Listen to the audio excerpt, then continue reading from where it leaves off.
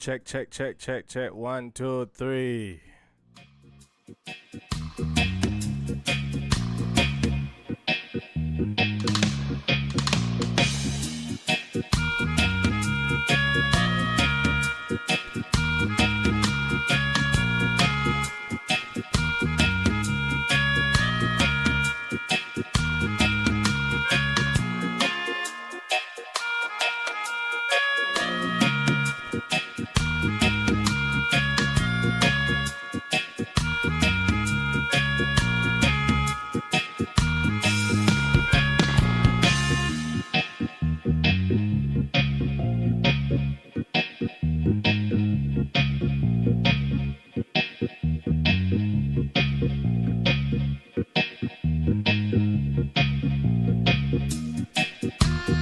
Check 1, 2, 3. Yeah, man.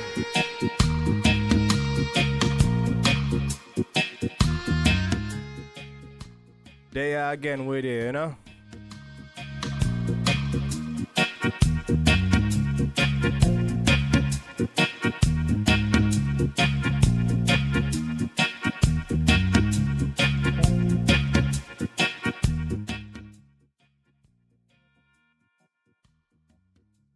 Yeah, man, sparkling apple juice. See it there? Right there, so.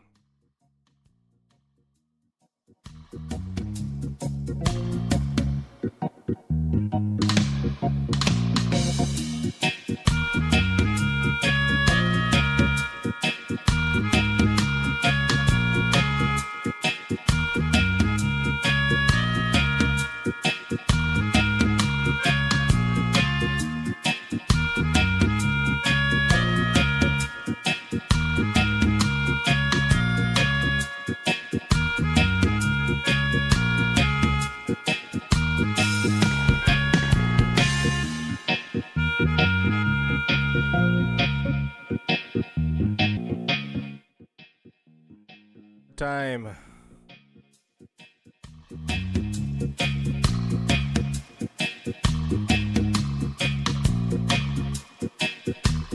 Check, check, check, check, check.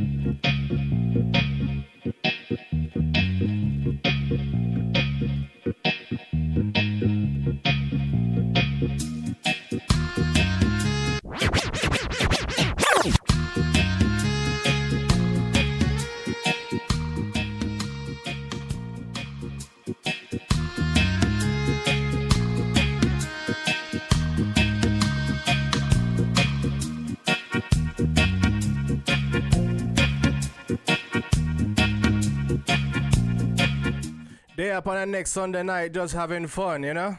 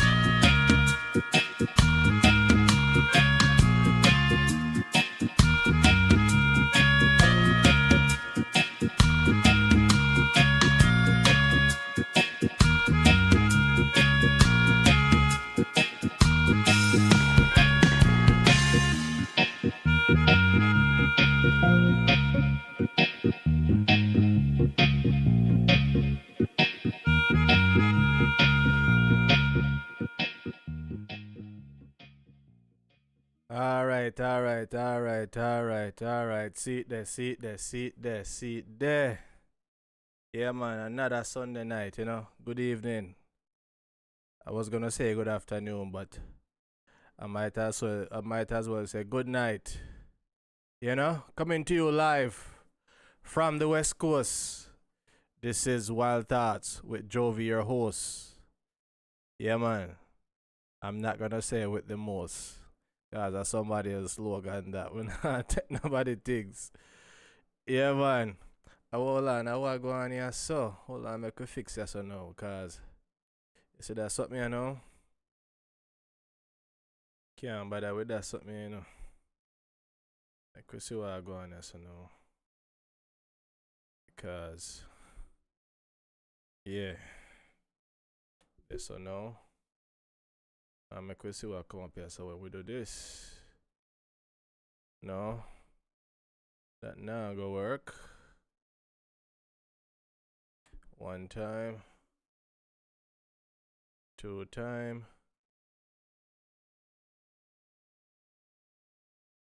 Yeah man, okay. Copy this. And put it right here so. Yeah man. See it there.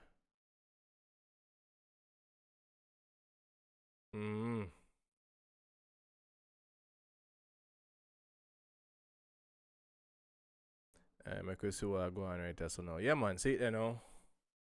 That look a bit better. Yeah man, so we say good night again, good evening again to you. You know, this is Jovi, your host with Wild Thoughts coming to you from the West Coast. Yeah man, we have a lot of things to talk about, a whole heap of things.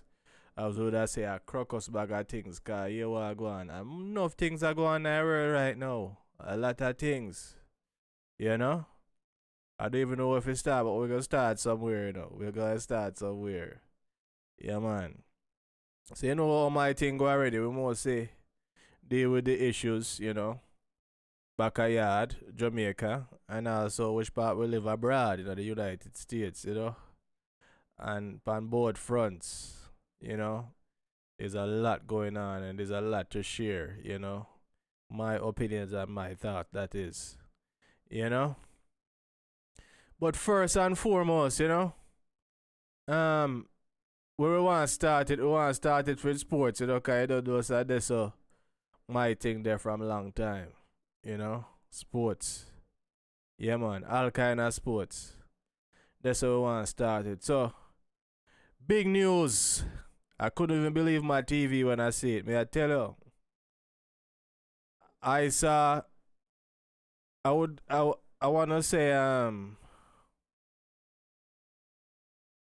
a thumbnail on YouTube late last night. I would say probably about well, not too late for some people, but late for me as of late. Yeah, around 11:30. So I saw a thumbnail, you know, said that Luka Doncic, that says. Some people would say Luka Doncic if you don't know how to pronounce these European words. But yeah, Luka Doncic yeah, has been traded from the Dallas Mavericks to the Los Angeles Lakers in exchange for Anthony Davis. So all who don't know about basketball, now you're going to know. This guy is a big deal, you know, European superstar, you know, playing, you know, professionally since he was 13 years old. Luka Doncic, that is right. Came in the NBA about 18 years of age. Yes, and became an instant superstar for the Dallas Mavericks. Right. Went to the Western Conference Finals a couple years back, and last season he was playing in the finals where he lost to the Boston Celtics, to Jason Tatum, you know, or some people would say Jalen Brown, depending on which one of those two tandem guys that you like. You know, some people would say Jalen Brown on the Boston Celtics. Some people say Jason Tatum on the Boston Celtics. Yeah, but this guy is a superstar, just turned 25 years old, right? And this trade is a massive trade, put the entire NBA in shock. All the experts are wondering what happened. What happened behind the scenes that caused the Dallas Mavericks to want to trade their superstar who just brought them to the NBA Finals? You know?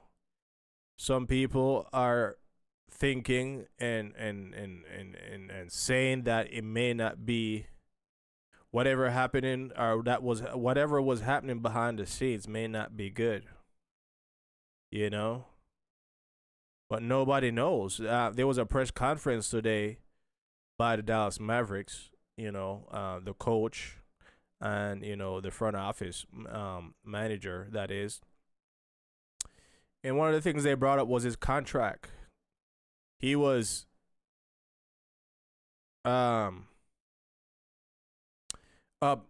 he was coming up and signing a max deal, you know, worth somewhere about $350 million for 5 years.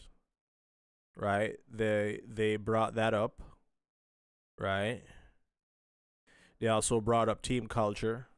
You know, there's a certain way that they want to play basketball, and Anthony Davis, you know, who is a power forward, you know, a superstar in his own right, right?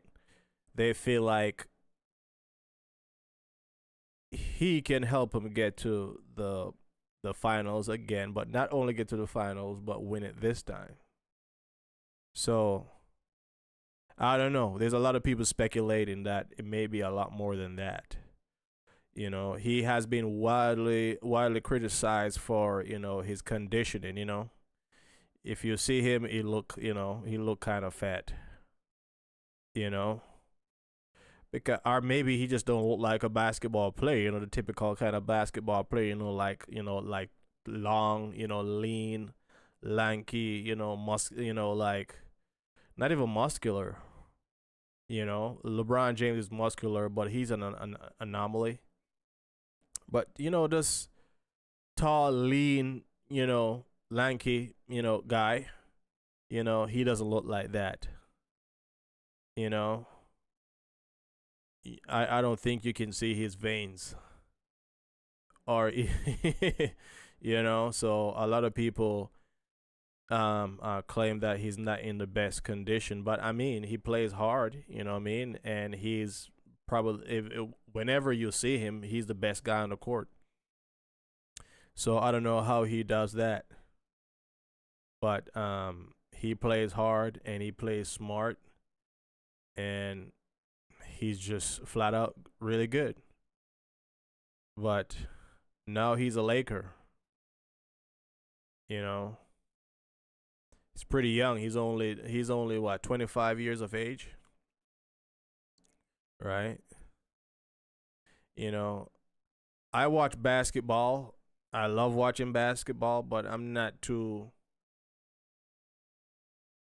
big on the ins and outs of basketball, in terms of the schemes and things like that. I just know that whenever I watch this guy, he just seem unstoppable. Once he gets you behind him, there's no getting in front of him. And it's not like he's quick either. It's just that he just know how to keep you behind him.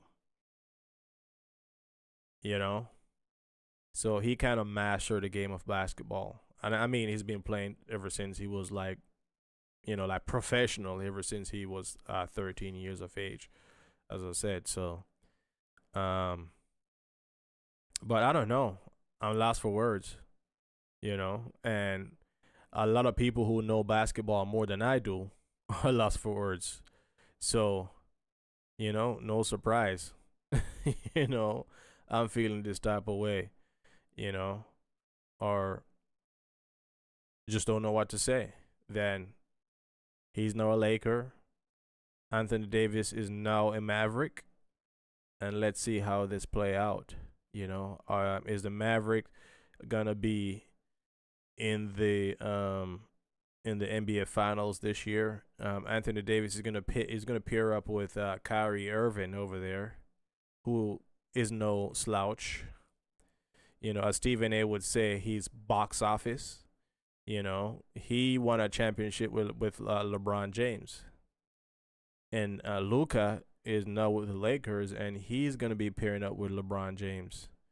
So let's see how those duo play out. I mean, at some point, if they turn out to be really good, they might see each other in the playoffs.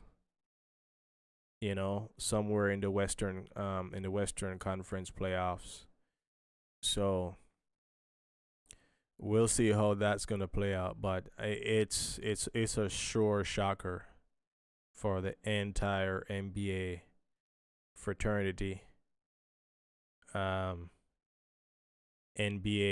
fandom, NBA, you name it. It's a shocker. So as I said, we'll see how it plays out. I don't really watch much of the NBA this season, mainly because I can't watch a game, ending, like 135 to 140. It's just not fun, Everybody chucking up threes, That's fun when Steph Curry's doing it. But when everybody's doing it, it just doesn't look good. It's hard to watch. Every game is a shootout.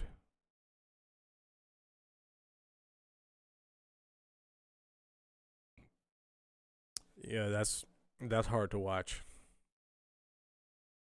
So I haven't been watching, much. I know Luka is hurt, and Anthony Davis was nursing an injury as well. He didn't make it to the last game that the Lakers played in Madison Square Garden against the New York Knicks. So, as I said, we'll see how this play out. And I'm waiting to hear more as well, because I too feel like something happened behind the scenes, that only the Mavericks know what happened.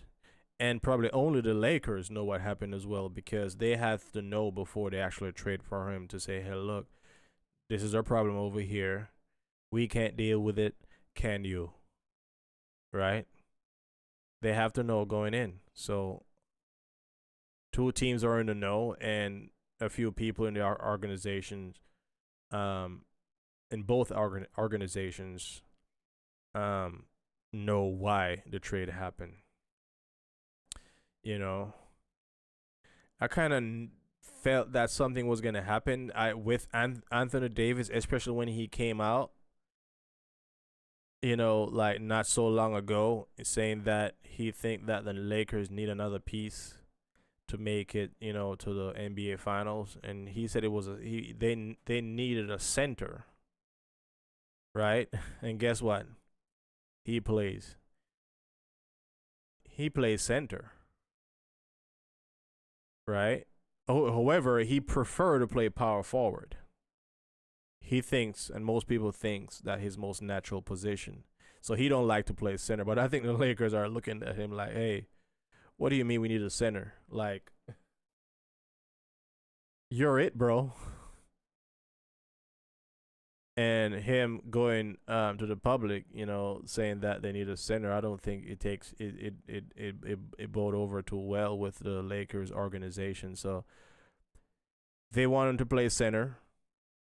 It's not the first time that it comes up that he doesn't want to play center and he's playing center. So seems means that it seems to me be that the team wanted him to play a certain position that he don't wants to play. So at some point I think he was going to be moved anyway. But that's enough about the Lakers organization. I don't like them. I'm a Sacramento Kings fan, right? So naturally I don't like the Los Angeles Lakers. And then they're talked about all the time, so they don't really need me to talk about them. Everybody who's supposed to be talking about them are talking about them. Anyway, let's move on. Shocker. Another shocker, right? That everybody in the United States, right? And even outside of the United States are asking what happened, right? A few nights ago, there was a plane crash, right? A plane, a passenger plane, right? Is that how you say it? Yeah, a passenger plane that, every plane carry passengers, right? Is that how you say it? Yeah, that's what I'm going to work with. Passenger plane, right? Will carry a lot of people. Right? That's carry a lot of people. The plane collided with a helicopter. Right? A military helicopter. Right? And everybody is lost for words. Just like myself. Like, what the heck happened? Right? And people are speculating, right? The president of the country is speculating. He blamed it on DEI, diversity, equity, inclusion. He think that the traffic controller is the main reason why it happened, and they shouldn't be. Whomever had that position is not supposed to have that position. But nobody knows. Nobody knows who the air traffic controller really is. Right? But the traffic controller asked the helicopter or the helicopter pilot or pilots if they saw the plane, and they radio back saying that they did, but at the time there was another plane taking off. So maybe they were paying attention to the plane that was taking off and not the one that was landing, because the one that they collided with was the one that was landing. There's another Black Hawk pilot, former Black Hawk pilot, that I saw on YouTube. She said that the air traffic controller should have given direction. Did you see the plane at your 5 o'clock? Right? Because if, as reported, it's a very busy airport. It's one of the busiest airport in the United States. So if somebody asks me if I see the plane, of course I'm going to see the plane. I'm going to tell you I see the plane. I see many planes. I see one taking off, 2 taking off, 3 taking off, and 4 landing. Which one? Right? So in these cases, um yeah, in these cases direction matters. And probably that wouldn't work either, because if there's three planes at your 5 o'clock, then that probably wouldn't help. You know? So everybody died. Everybody died, right? Um both and I mean everybody in the helicopter, they died, and everybody in the plane died. So there's nobody to give account really for what happened, the um except the aviation, or the air traffic controller. So of course that person is going to be investigated, right? As they plan to put the pieces, as they try to put the pieces together. The NTSB came out and give a statement. NTSB are the people who are going to investigate the accident. No, they have two accidents to investigate, actually, because a medevac plane just went down. I think a few days later, I should say, went down in Philadelphia. So now the same people who did a press conference for the plane crash in DC had to come out again and give a press conference regarding that plane that went down in Philadelphia. So I don't know what's up there that is pushing planes out of the sky, but something is going on, man. I don't want to start no conspiracies, but something is happening, and we're just trying to put it back together to figure out what's going on, right? While the experts are trying to put it back together, we as just onlookers are trying to put it back together. We're trying to figure out what happened, and there's so many speculations, as I said, the president has speculations. Well, he think he knows what happened, but I don't think whatever he said was helpful. I think it's best to have the right people, do the investigation and tell us what happened so we can prevent it. Right? So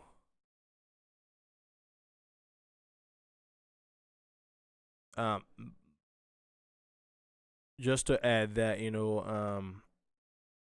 military pilots are well trained pilots. Not to say that civilian pilots aren't well trained pilot, but there's a certain rhythm, and there's a certain way how the military go about things, right? There's a certain standard that the military carries. So I don't know.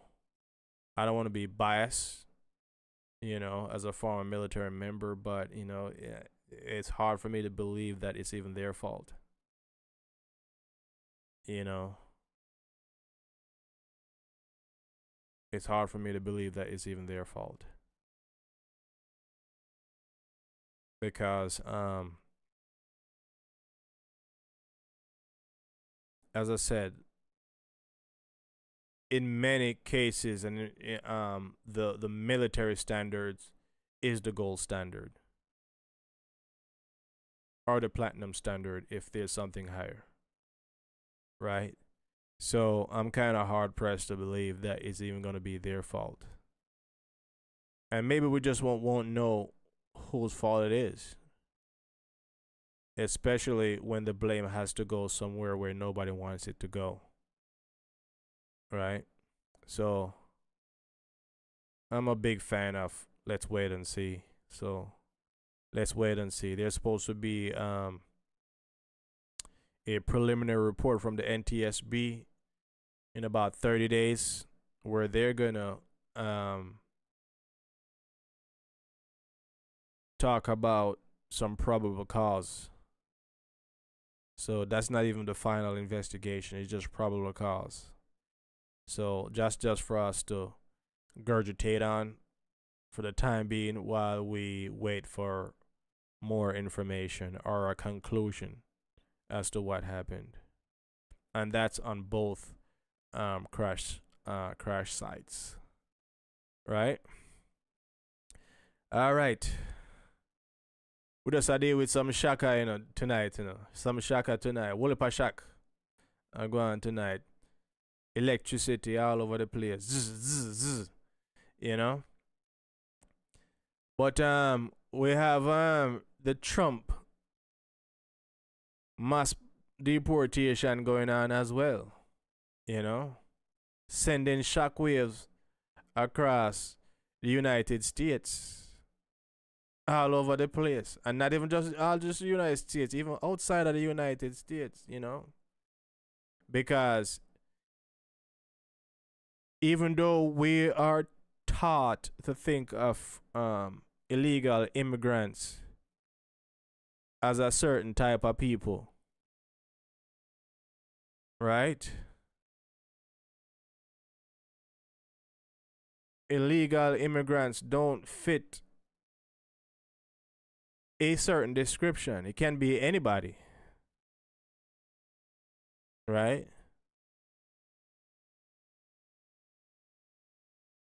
When it comes, we're taught to think when we talk about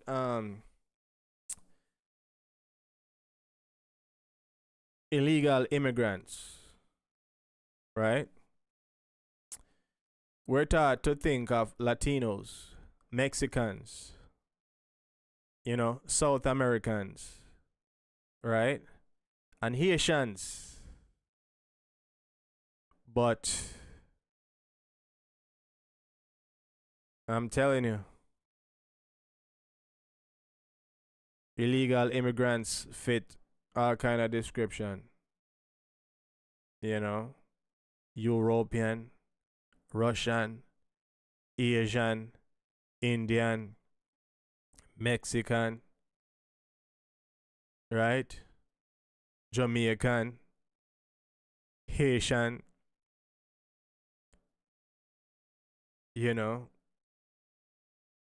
Canadian, British, there's all kinds of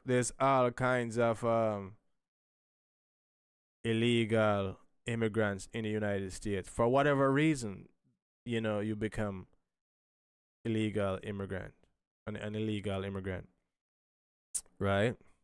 So Trump has labeled all illegal immigrants as criminals.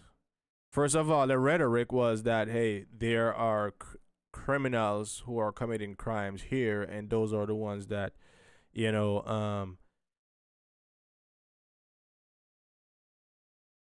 they want to get rid of or send back to their country. But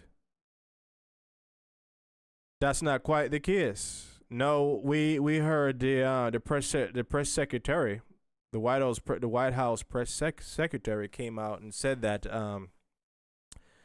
the president considered all illegal immigrants as criminals because they broke our immigration laws.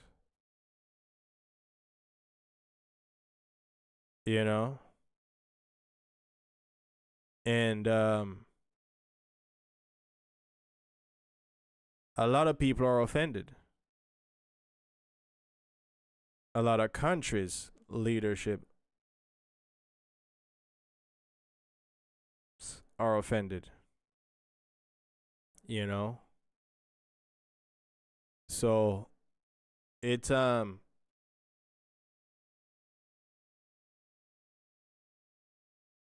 it's a precarious situation for a lot of people who came here trying to find their way, to a better life, or even to preserve life, because some immigrants are here running away from violence. So I must say I don't agree with the whole notion that all illegal immigrants are criminals.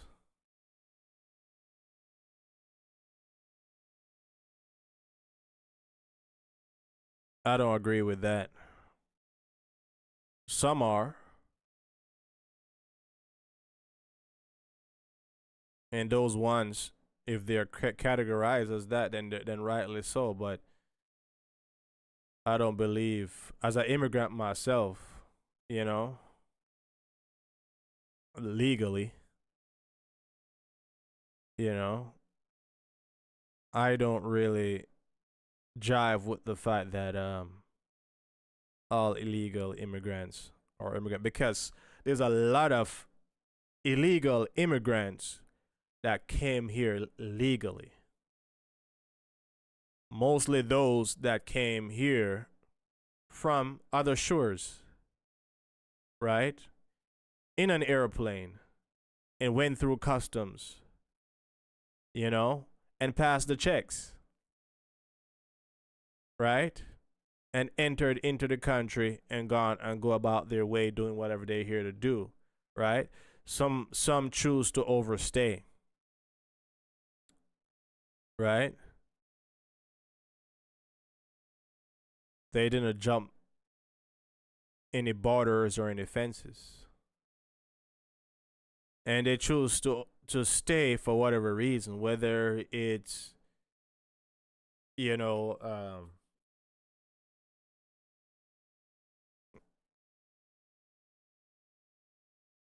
a family member, significant, events that happen, somebody got pregnant or somebody got somebody pregnant, somebody met, a wife or a husband or whatever the case may be, right? There's many reasons why people stay,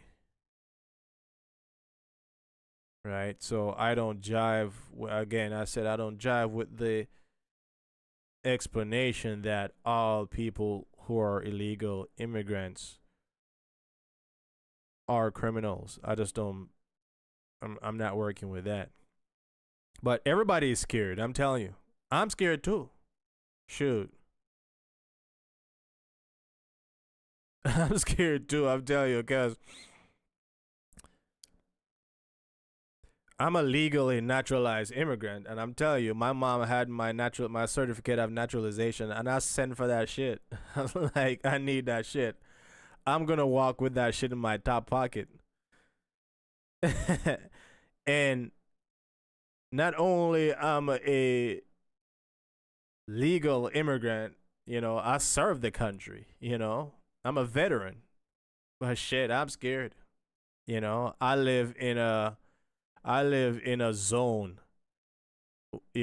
I where I live is an extension of the border. I see immigration patrol vehicle like every day for the past 4 to 5 years, right? So it's nothing for them to. It's I'm in their natural habitat. I'm in their natural environment, right? So it's nothing for them to grab me up. You know what I mean? And I don't think you want to be going for your back pocket, you know, when you're being pulled over by a immigration officer. You might get your ass killed, your ass shot, right? So I rather put in my top pocket, like, hold on there. Like, hold on there, officer, hold on, let me grab this out of my top pocket. So I'm telling you, my shit was all the way in Florida, and I was sitting for that shit. I was like, no way you're gonna catch me without that shit. you know I'm sure there's some form of explanation, to say, hey, look, or something you can show them, you know what I mean? But I don't think they're believing anybody right now, because illegal immigrants has fake IDs too. So, you know what I mean? I want to show them my real shit, you know? Like, hey, I'm good here, bro. Leave me alone. Let me go about my business. Just let me go on about my business. But man, I'm telling you, I'm scared. I'm scared, I'm telling you. But everybody is scared, and why not? You know what I mean? Because the indignity of being sent home on a cargo plane, you know? The Colombian president and the U.S. president was Donald Trump was just in a heated clash, on that very subject about the indignity of sending people home, on cargo planes. There was a short standoff. I think the Colombian president sent back the plane and actually sent a jet for the immigrants, and took him back home with dignity. On this front, I want to commend the Jamaican Prime Minister, right? I want to commend him, and I also want to chastise him. But before I chastise him, I'm gonna commend him. I'm just not a fan of that brother. But I'm telling you, when you do good, I should say that you do good, and he did good. I like the speech. I like part of the speech that he did. On the subject of the possibility of a mass deportation of Jamaicans.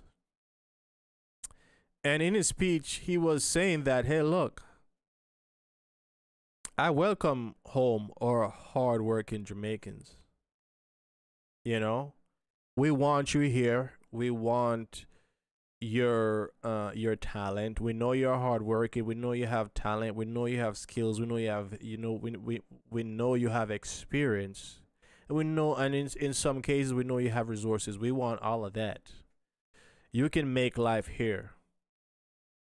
And I would think that if you are a person in that situation and you're about to be put on a plane, and you have to leave everything that you work hard for here and acquired here, you would want to know that you're going to a place where you can start over, because that's basically what you're going to be doing. You're going to be starting over. So you'd want to know that even though that may not be the Jamaica that you left, no, you're at a place where you can start over. And the possibility of starting over is great, right? You'd want to know that. So I want to commend him for that part of the speech, by telling, Jamaicans, you know what, hey, you can come home, you can make life here. It's fine. And I think he's one of the only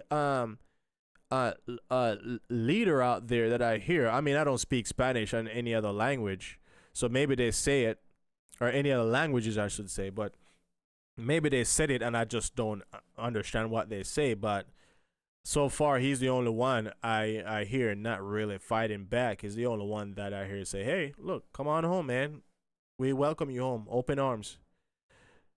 But that's one part of the speech, and that's the difficulty with this brother, man, because he likes to hear himself talk so much that on one hand he will say something fantastic, and then on the other hand he says something very atrocious. And here come the atrocity part, when he said, but make no mistake about it, for those who committed crimes and plan to come home and commit crimes, you will either meet a judge or your maker. And I'm like, that part wasn't necessary. People are gonna be uprooted from a life that they used to. Some people, that's the only thing they know because they leave Jamaica ever since they were a child, and they're here in the United States, and they don't know any other way, right? Your job is to give the people hope. But if you're preaching doom and gloom from the get-go, then that's basically what's going to happen. You know?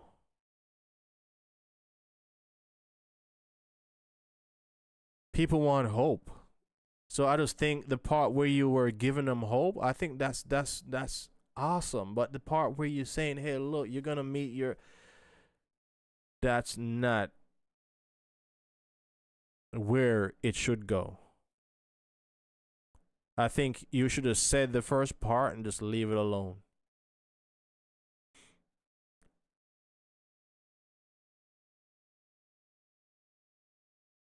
Some people, only thing they hear about Jamaica is horror. It's horror stories. So if you want to talk about crime, say, "Hey, look, um, we have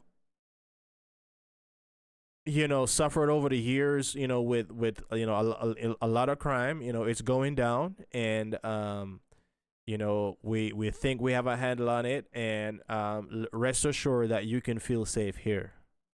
Because some people, that's a worry for them. They don't know how to survive in Jamaica.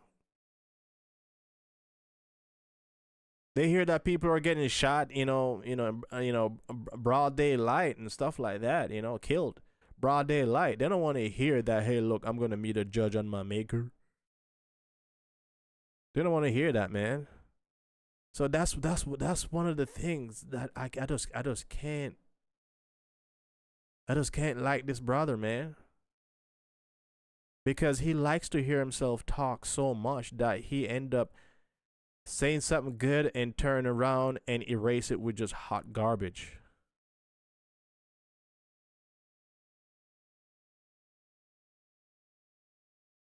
That's one of the main problem with this dude. He loved to speak and he loved to hear himself talk.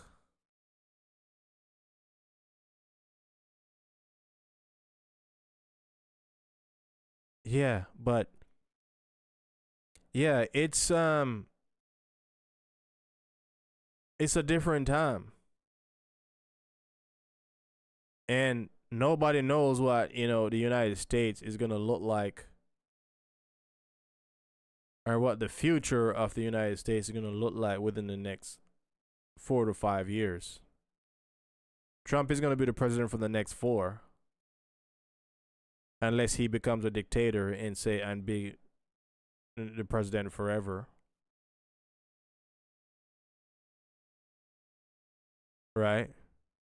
That's still a possibility.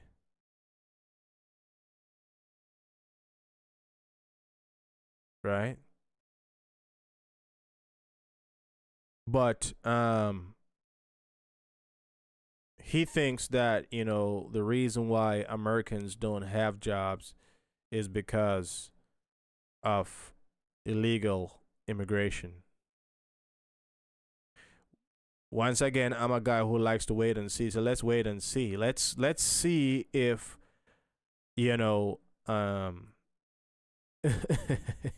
and with this one, I'm talking about my people. I'm gonna do a video on these people too.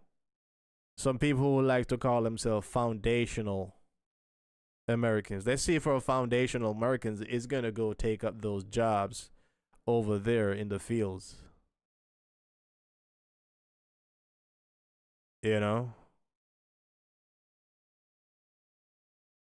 Let's see if we're gonna take up a lot of those construction jobs.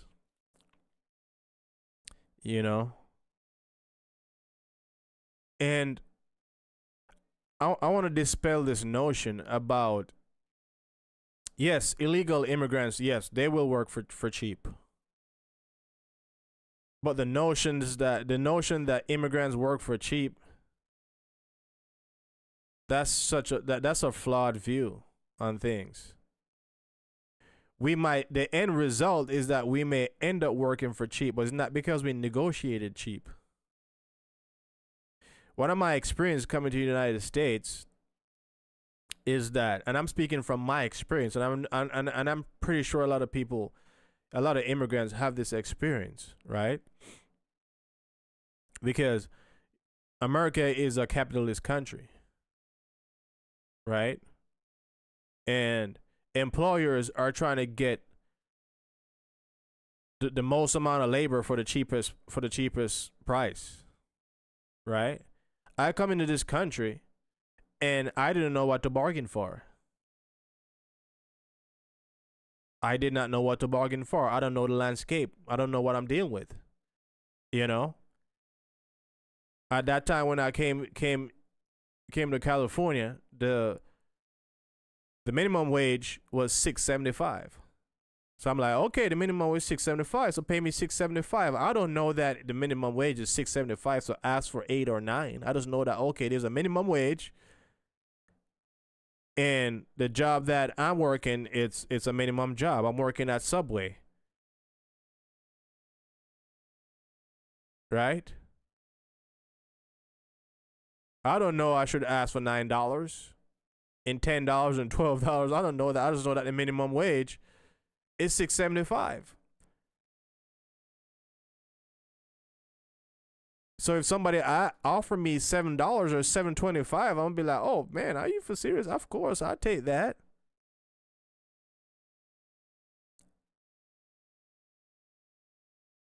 And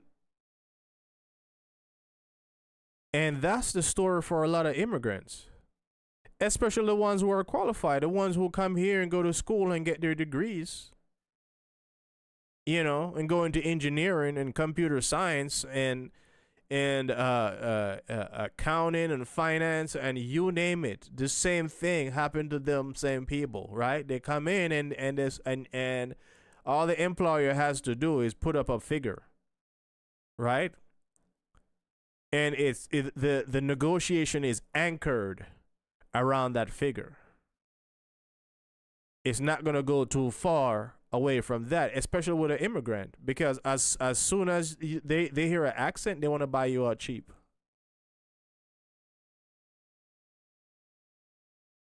As soon as they find out that you're from somewhere else, they want to buy you out cheap. So it's not that we're over here asking for cheap.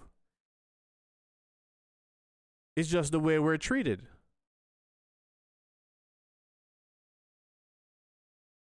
Until we get hip, you know, with the, you know, to the program, and start and grow some cojones and start demanding more. And some of us don't, because they know that we don't have our great grandpa or our grandpa who left something for us, because our great grands and grandparents are somewhere in another country. So we don't have an uncle or aunt to go rely on if we don't have a job. So they know that we're going to take the job because we have to pay the rent. Because in a lot of cases, we're here alone. Or we're here, you know, a wife and a husband, and we got to survive. We got to survive off each other. So of course we're going to take the job, you know, for probably a little bit over what is on paper. You put 60,000, we're going to say, okay, give me 65, you know, but only to go in the job and realize that everybody around you is making 80, 90, 95. That's what happened to me. I was working for a company, you know, stocking shelves. I'm not going to say the company, but I was working for a company, you know, when I just came to the United States. And I'm legal. I'm telling you. I got my green card. I got my social security number. I got everything. Right? But when I went up in there, you know, they say, you know, $8. And I'm like, oh, so shoot, $8. That's sweet, because $6.75, $8, that's a kill, man. Give it to me.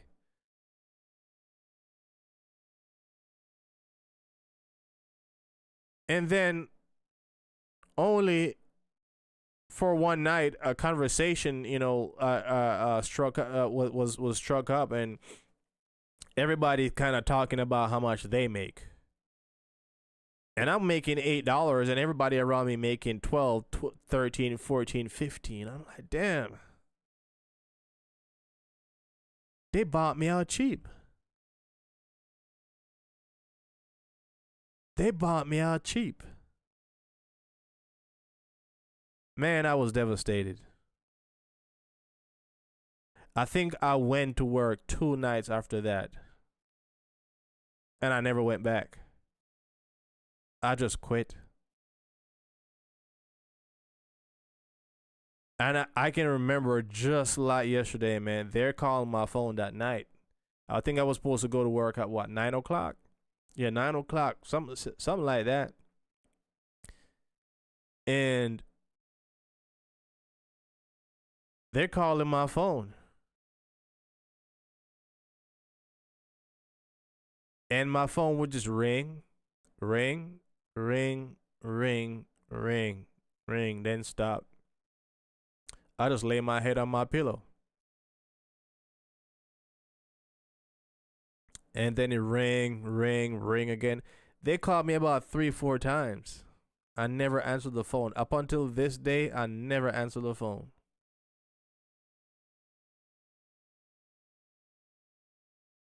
And everybody that I was working with, I never saw him again. And I didn't want to see him again.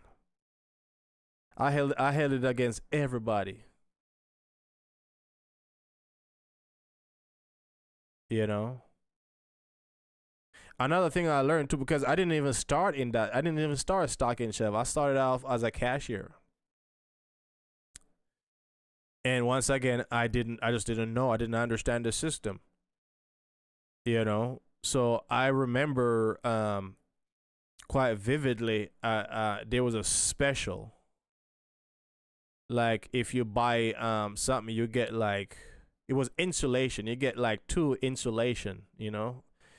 If you kind of read between the lines, you'll figure out what company it was. But like you buy a can of paint and you get like 2 like roll of insulation or 2 pack of insulation. The same thing you put in your wall for when it's cold or when it's hot, whatever. Right?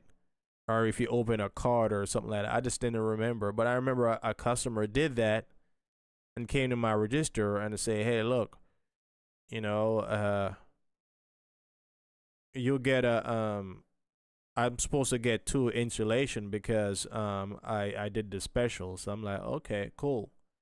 I didn't understand how to properly, process or ring up the special. So I called the one of the front end leads or the cashier supervisor over, and I say, hey, look, show me, how you account for this.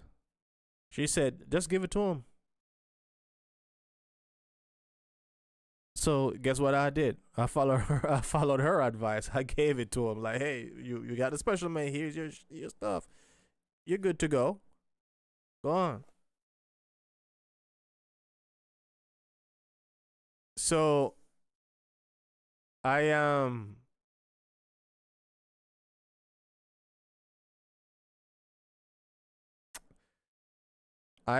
gave it to him, and then later on it came up that my cash drawer was short because that wasn't accounted for properly. So it came up that my shit was short.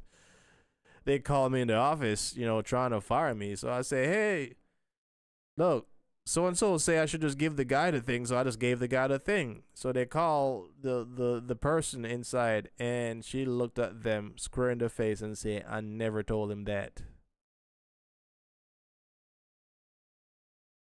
I'm like, bro, it did happen. She did say it, and she denied it.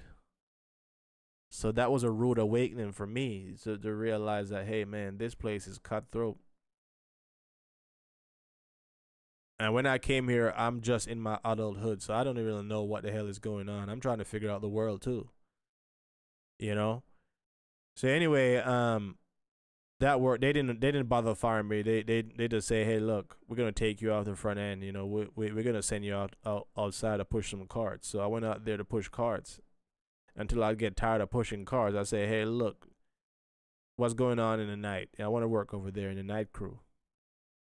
They say, okay, we'll send you over there. But they never bothered to even up my pay because there's a different pay grade over there. But they didn't even bother to raise my pay. To say, hey, look, I'm going to send you over there with whatever you're making.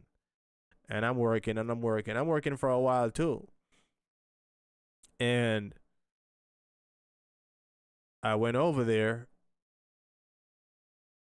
and I'm there and I'm building good camaraderie, with the guys. So we're just chatting it up one night, and that's when they broke it and like, hey, this is what I'm making, and everybody's like, oh, this is what I'm making, and it's like, okay, what are you making? And they're like, and I'm like, $8. They're like, bro, they got you, bro, man, you need to go in there and talk to them, man. You need to go in there and talk to them. They need to raise your pay. And I'm like, raise my pay. I'm like, I'm gonna quit. That's what I'm saying. I'm like, no, I don't even need you to raise my pay. You should have treated me right. And that's the type of person I am. If at some point I realize that you're treating me bad, don't even try to correct it. You and I are just done. It's just over with. For me, you should have treated me the right way at first instance. When you had the chance at the first time, treat me right. Once I find out you're not treating me right, then you don't have another chance. And I quit. So the notion that immigrants, let me go back to the main point. The notion that immigrants are coming over here and are selling out and are seeking jobs for cheap is not really the case. They want us to come over here and they want to buy us out for cheap because employers don't want to pay. That's just it. So when they get you in a situation where you're illegal, yes, they're going to take advantage of you. They're going to take advantage of you.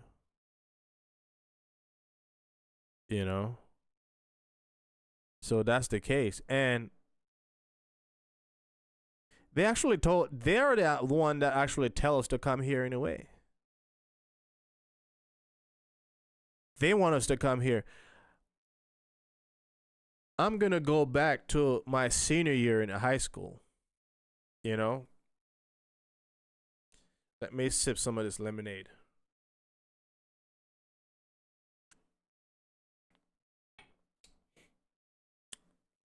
So I remember in my senior year in high school, I think it was about 2003, 2004, somewhere about, right? We from my school is in St. Mary, Jamaica, right? More where my school is in St. Mary is more closer to Otria. So anybody know about Couples Hotel? My school is across the street. Literally across the street. Well, not so much across the street. You got to go back a little bit, but it's across the street from the Couples Hotel, right? Or the Couples Beach Resort, right? Iona High School, that is. Big up my alma mater. Yes. So we did a trip to Kingston. We went to the Hilton Hotel, right? Where they have like a college fair, sorta, right? You're in your senior year, you're getting ready to leave high school, and now you're going to embark on your future. You're trying to figure out what college you're going to go to, right?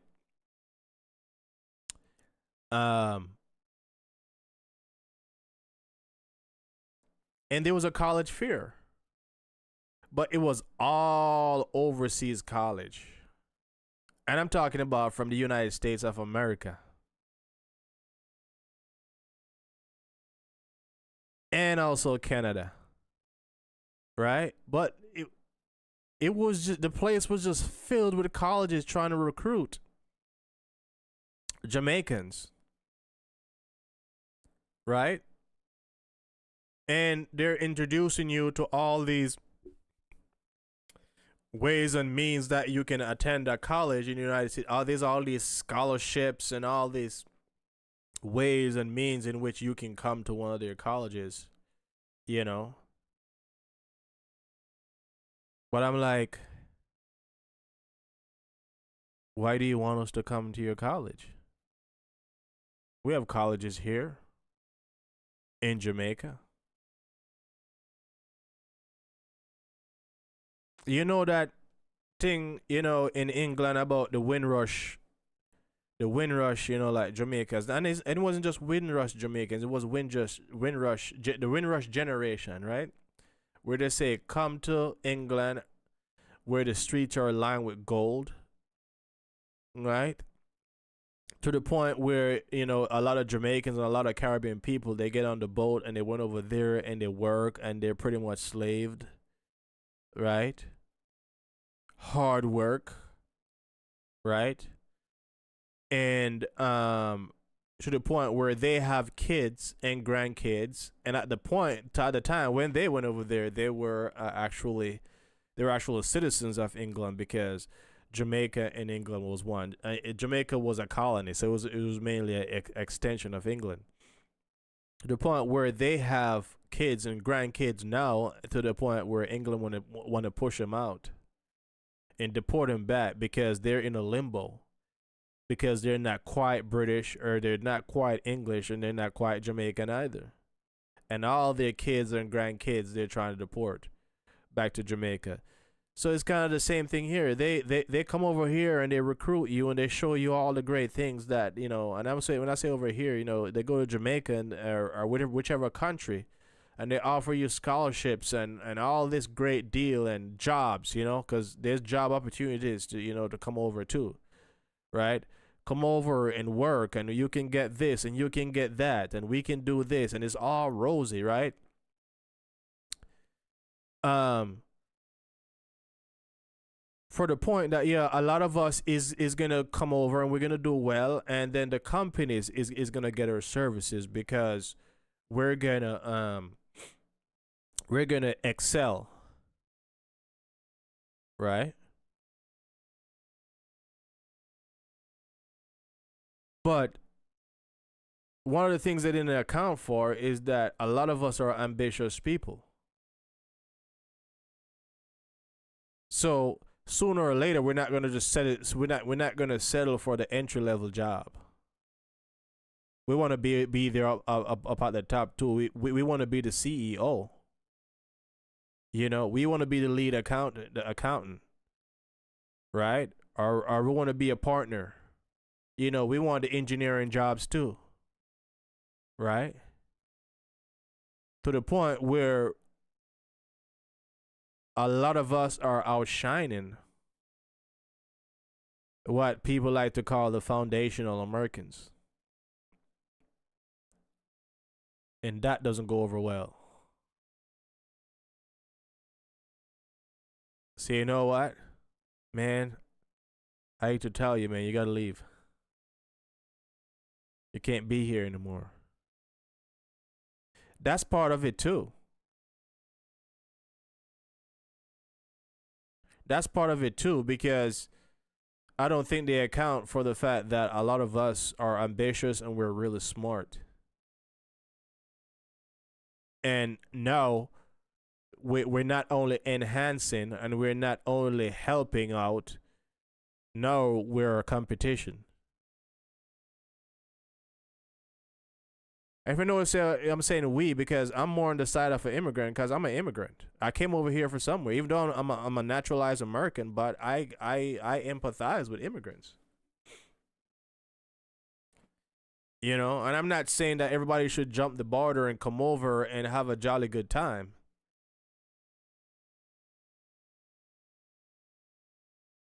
But I'm just saying, if you don't want us here, send us back right away. Don't use our services.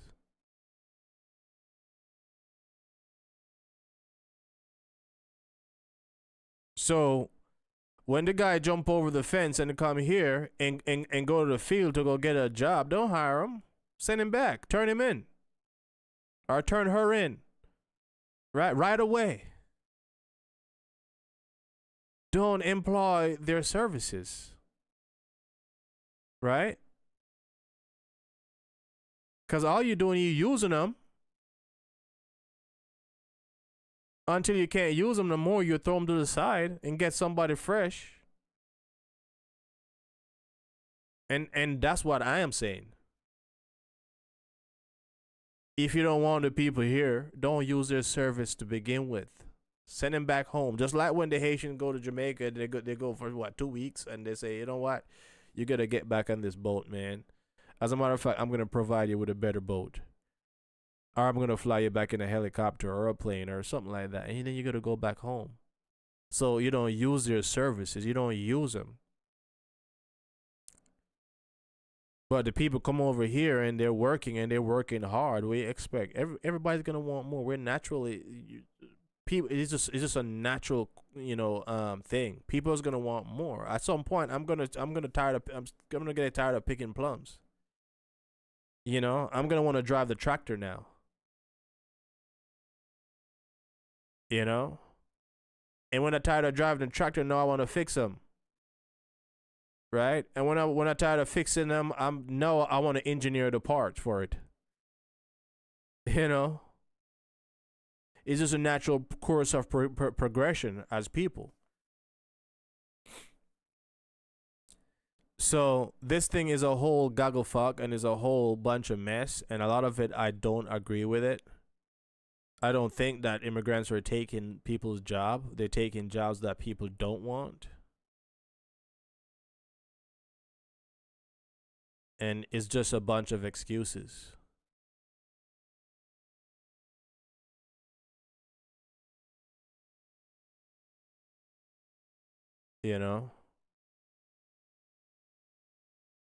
Another thing is going on is the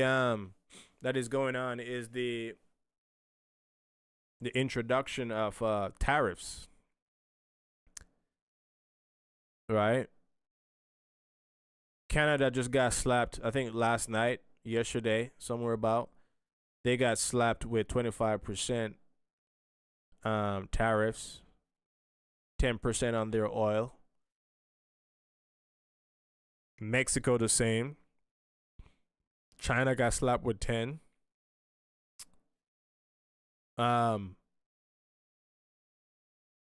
Canada retaliated.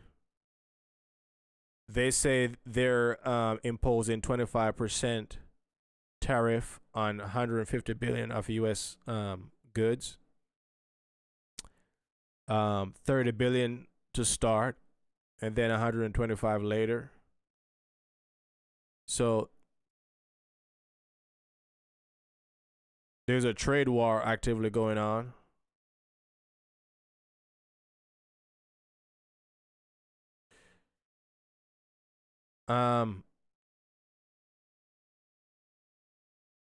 My question though. Well, let's set it straight, right? Tariffs is going to lead to higher prices. It doesn't matter which way. Tariffs is going to lead to higher prices, right? Trump is a businessman. He knows. Overhead tariffs is a overhead, right? It's going to be passed on. That's just how business works. Trumps know that. He know that, right?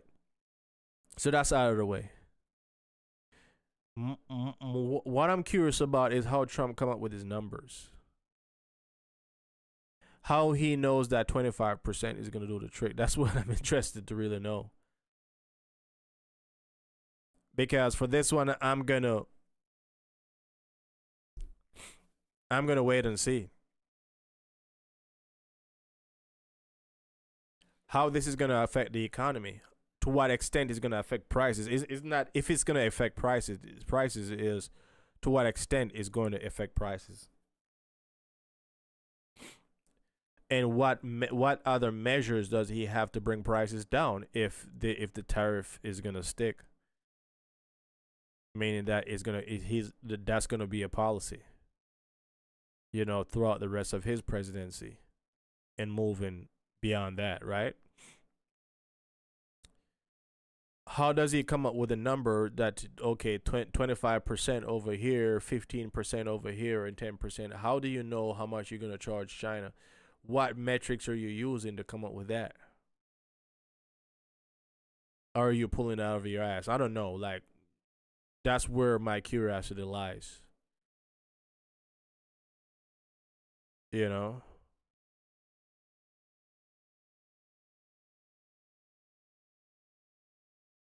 Yeah. How do you come up with the numbers?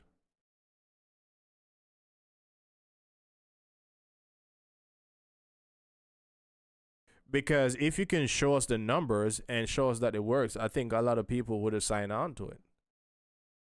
Say, hey, look, based on whatever this formula, blah blah blah, are point to something, like give me something academic, you know, to say according to such and such law, you know,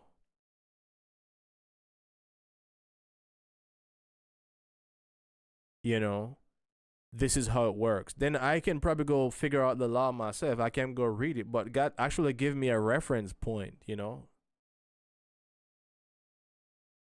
say, hey, look, this is how I come up with this number. It's based on these set of laws, and we'll figure out how to find it, right?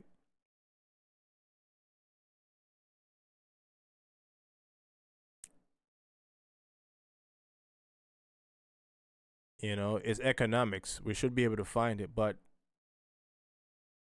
25%, 10%, 15%, 50%, 5%. I just don't know where those numbers are coming from. Like, help us understand, you know? Because nobody want to be sheepish. Nobody want to just sit here and just watch this thing play out and just know it's gonna affect our lives, right? If we know it's gonna affect our life, but to what extent? Can we find the numbers and work it out for ourselves and see if we want to co-sign with it? That's where that's where I'm at with it. Obviously, it's happening, and there's nothing I can do to stop it at this point. But I kind of want to know what adjustment I need to make in my personal life, in business, or wherever. Right? I want to be able to preempt this shit. I want to be able to see down the line where I can make changes to weather the storm or probably forever. So that's my only question. Back to the deportation thing. Um, a lot of people are wondering, how can you pick up somebody off the street and just ship them home or fly them home or just kick them out of here without due process, especially when this country is a due process country. So I'm gonna point to a program I was watching, and a immigration lawyer called in, and he said that a lot of people that are being picked up are not really criminals. They're not hardened criminals. ICE is not going in gun blazing picking up people for hardened, to get hardened criminals. It's really people who have tried to normalize their stay here in terms of go through trying to find a way to get legal status. Somewhere along the line, they're unsuccessful and they were issued an order to leave.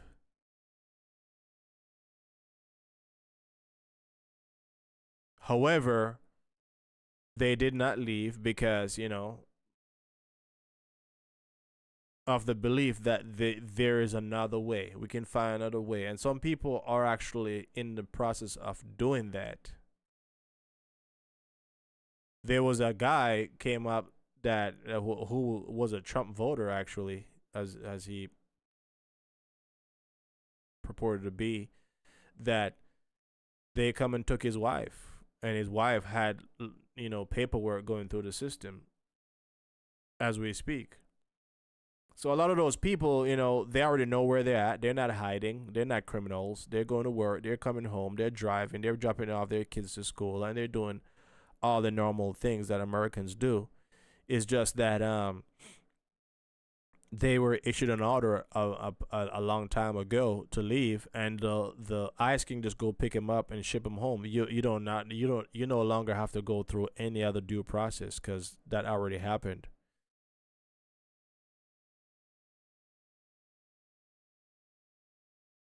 So, but everything else is still a blur.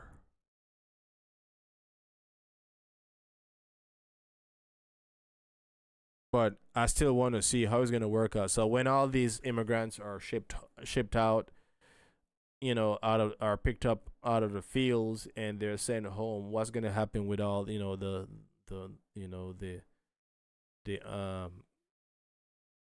the blueberry farms and the peaches farm and the avocado farm and the apple farm and whatever farm there is? What's gonna happen with those? Do we have machines now that's gonna do those jobs? I don't know. I'm curious about all that stuff. So we'll see. Okay. Other news. Vybz Kartel, right? And it's now confirmed. Nobody has to speculate about this shit, right? Vybz Kartel is in the United States as we speak. Actually, over here in California, not too far away from here, down there in LA. But I'm sure I go down and go try if you get a selfie or something like that with Vybz Kartel. I don't know. No, I'm not. I'm not that crazy of a fan, But yeah, he went to the Grammys. He didn't win. He didn't win. As a matter of fact, let me check. I heard he didn't win, but I want to make sure that I'm not putting out fake news. You don't want to put out fake news in Trump era. I'm telling you that right now.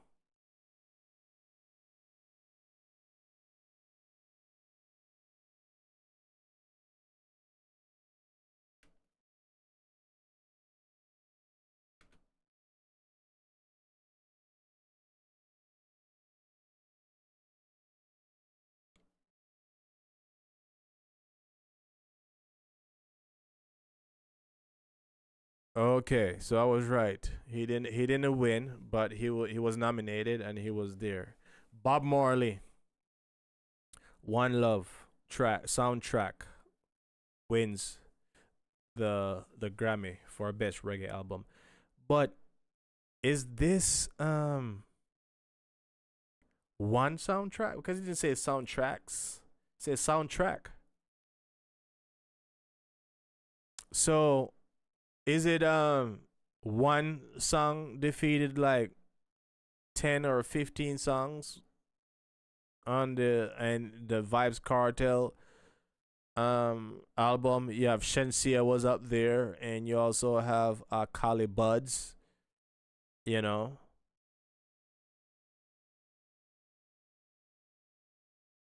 But I don't know. I think Bob Marley or anything Bob Marley is gonna win all these Grammy.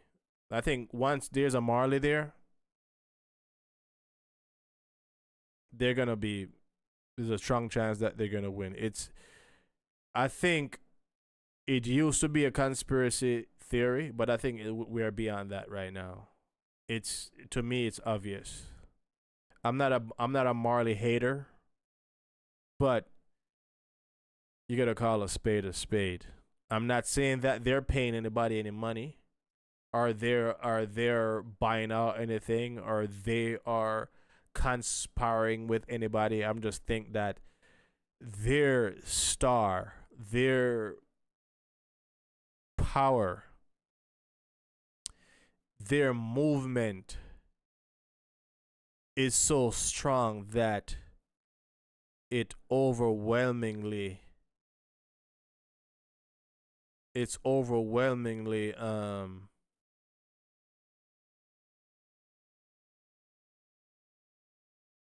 recognized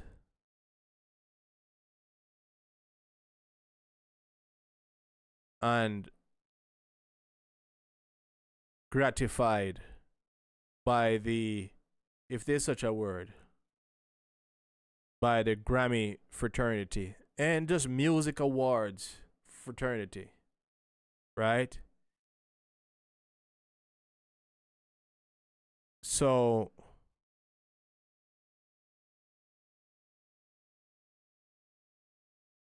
Kartel, you're gonna have to try again. Not to say that you can't win, but I think they need to shake up this shit though, because when's the last time a dancehall artist win a Grammy outside of Sean Paul?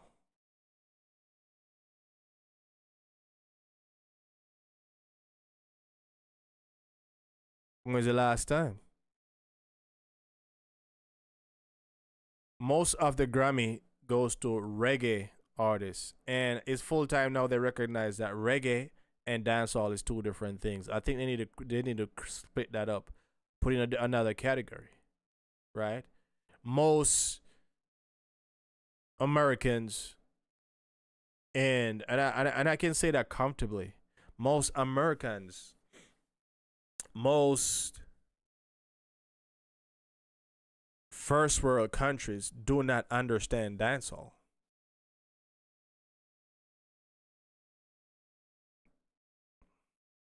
I can say that comfortably. And when I say that, I'm talking about the populace, the population, right?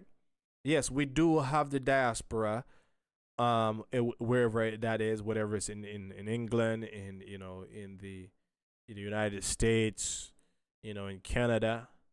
Yeah, and then we have a little bit outside of that. But I don't think they understand dancehall. They don't understand. If you go in the middle of Texas and ask them about Vybz Cartel, they might look at you like weird. They may look at you cross-eyed, like, "What the hell are you talking about?" You know. I don't think they're fully aware of the impact of a Vybz Cartel, and even a Beanie Man and a Bounty Killer. You know, for them to win a Grammy, when Beanie Man win Grammy, he was mainly collaborating with like international artists. Like the the Janet Jacksons, the Mayas. Things like people like that. Same thing with Shabba. When Shabba win Grammy, he was collaborating a lot. Sean Paul the same way, right? Shabba, did I say Shabba? Yes, was collaborating, right? Bounty Killer was collaborating just the same, right? No doubt. Which other dancehall artists win? Can't say Buju, even though Buju, kind of twin between the dancehall and the dancehall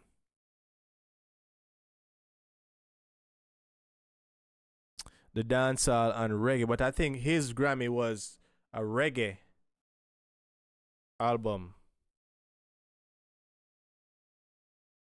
Yeah, I think his Grammy was a reggae album. So it's mostly reggae artists who are winning Grammys, not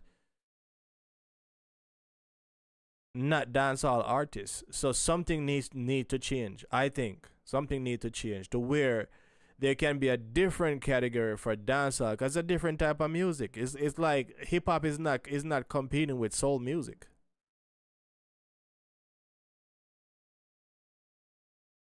And it's not competing with pop either.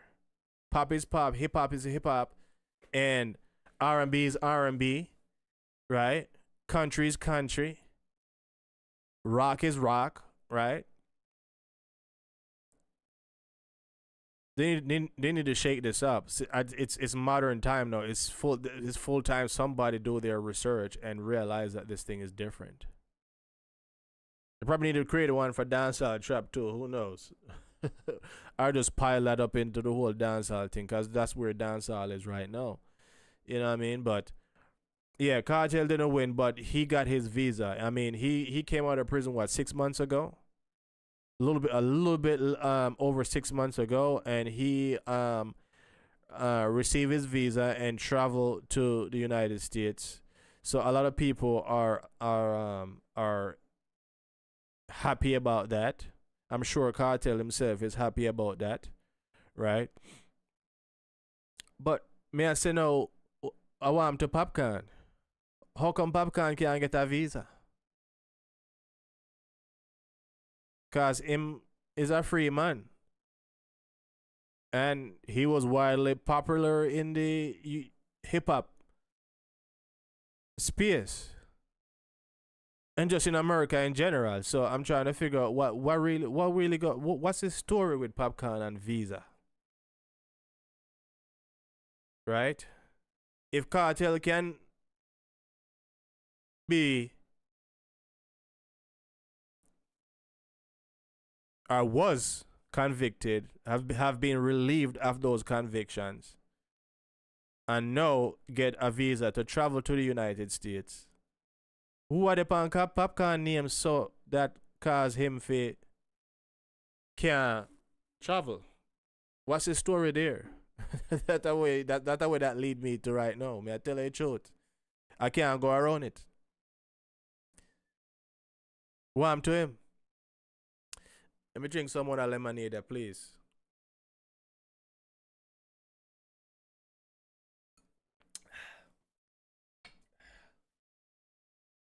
Yeah, man, lemonade that tastes good. Yeah. What's really the story? Because if Vybz Kartel can visit, come out, not even visit United States, you know, not even get the visa and then come out the real United States, because you know, say California is a real United States. When you come out California, you're really there United States. Not leave from one coast to another coast. In the United States, what happened to Popcorn? Why him can't get a visa? They used to say Chronic Law can't get a visa, but I think him come here the other day.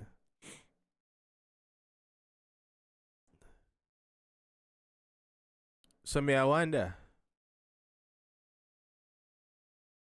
I don't know what kind of visa Kartel getting, but him get something, cause him is here. He was actually on, you know, in LA. You see him on the street, him and Sketta and TJ. And you see him on the red carpet. Till Kai Sinat almost blew out his knee with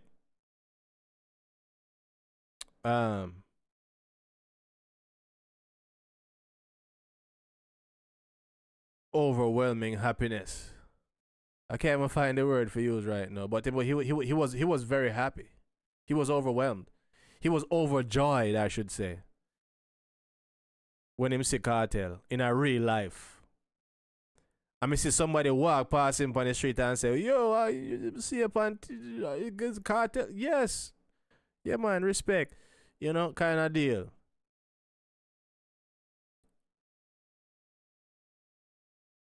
You know, and I'm sure he is networking and doing all this stuff. But it just blows my mind to know that okay, Kartel they are prison for 13 years. Popcorn has been free for probably about the same. Doing the music, well notable in the space, and him not reach her yet. Shaggy they come out and say any day, any name day, any day name day when Popcorn reach America. It's a day and a half, but it look like in that you don't know. I don't want to say not going to happen, but what's really going on, I just don't know. But congratulations to Kartel, you made it to the Grammy. You go represent yourself, you know, and it's a good look. But as I said, we don't have to speculate that anymore. It was a lot of people were speculating as to whether it's true or not. When you know, the proof is in the pudding right now. So nobody have to speculate that anymore, right?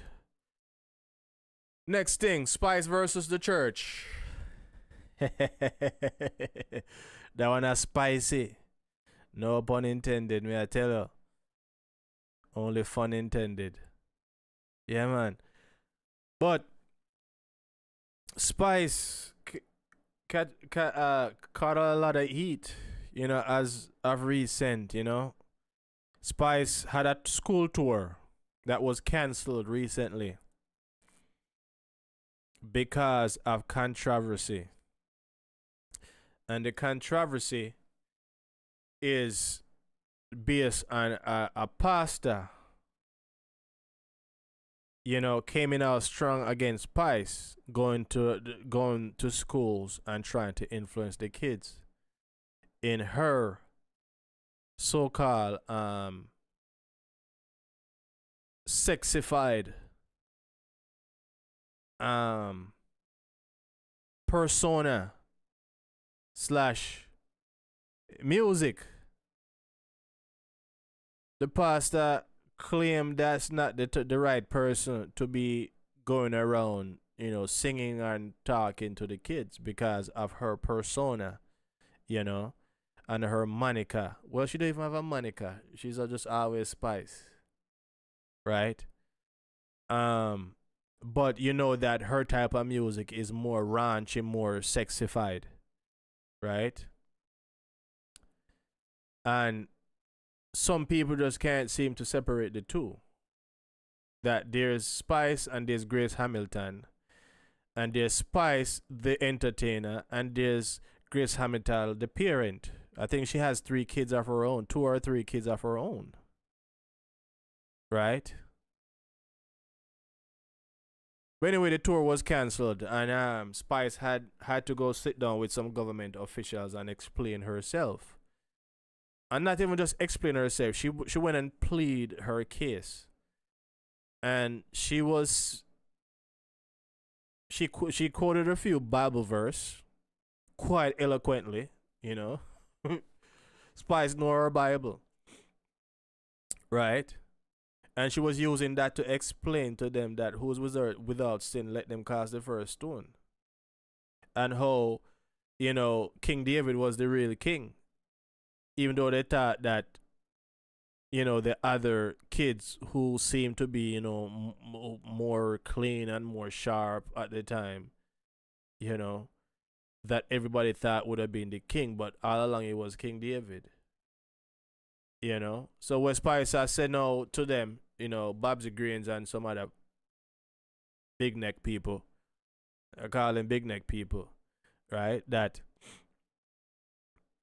look, if you say I have influence and I have negative influence, why I can't turn around and positively influence them the same? I'm already influencing them. To me, that's a good argument.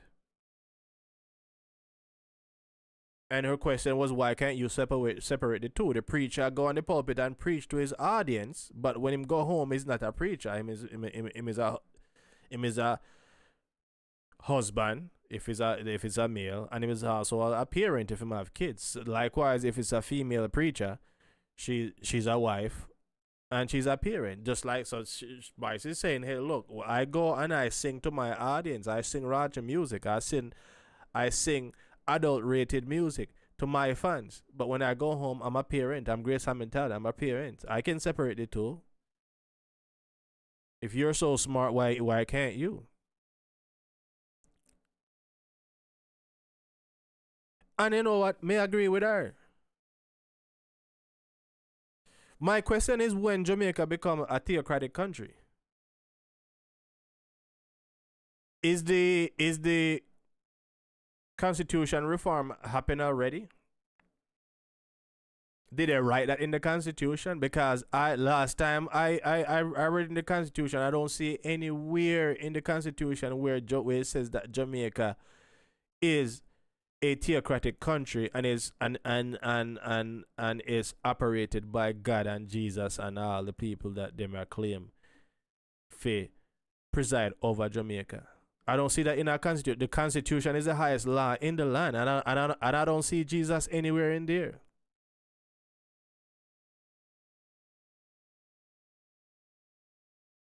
So who give the church moral authority to wanna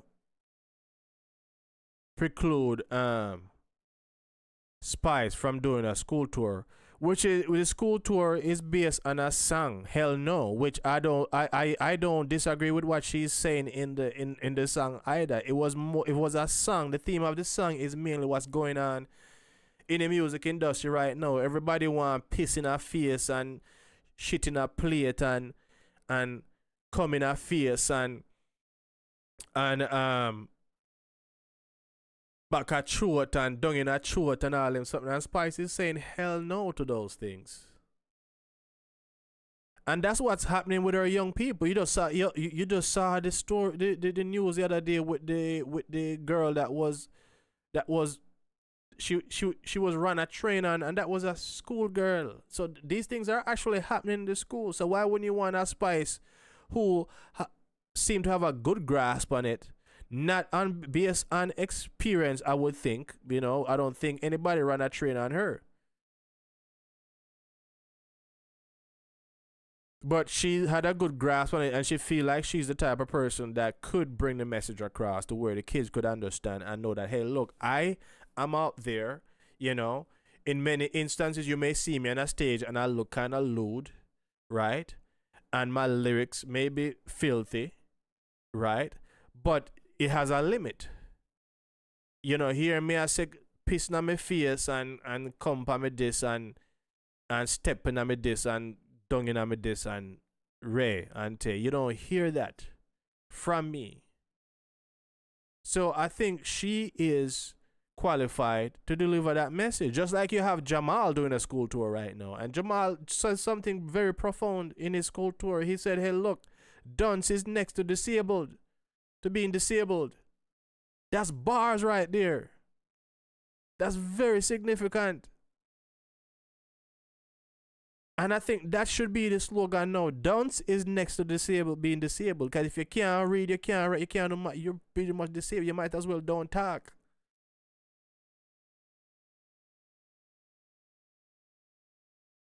So if Jamal, who has a moniker as being, the dunce boss or the dunce or that's his movement, but he can tell you, hey, look, don't try to be dunce. If you can understand something, try to learn. And you may be dunce about this thing, but you can actually learn, if you put your mind to it. So basically, I can understand what he's always saying along. Dunce, you may be dunce, but it doesn't stop there. This is where I'm at right now. I'm at a place where I can't read and I can't write and I can't do math equations, but I can get there. That's what he's always saying. So why no Spice can influence the schoolgirl them to be somebody, just like how she is somebody? And you see, it's this God complex, this Jesus complex that I for one don't like, because Jamaica is not a Jesus country. Every form of religion is in Jamaica. There's Christians, there's Buddhists, there's Muslims there, right? There are Muslims there. There are Jews there. There are Christians there. There are Buddhists there. There are Rastafarians there. And Others. Because there's Indians there. So if there's Indians there, there's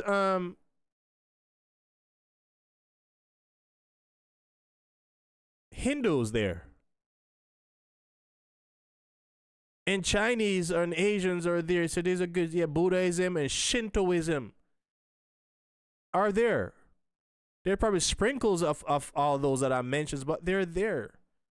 And they are protected by the Constitution of Jamaica. So I don't know who write that in the Constitution or who trace it in there, but it's not there. Last time I read it, it's not there.